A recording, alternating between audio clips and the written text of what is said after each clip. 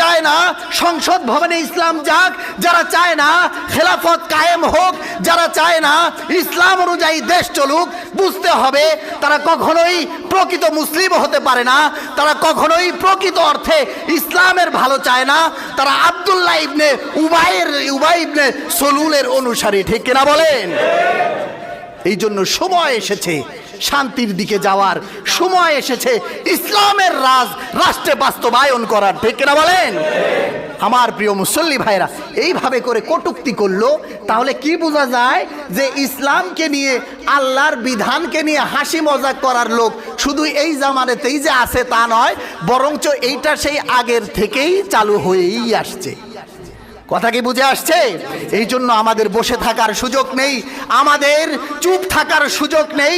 ইসলামী রাষ্ট্র বাস্তবায়নের জন্য, শরীয়ত কায়েম করার জন্য যা যা করার দরকার আমাদের তাই করতে হবে। ঠিক কিনা বলেন?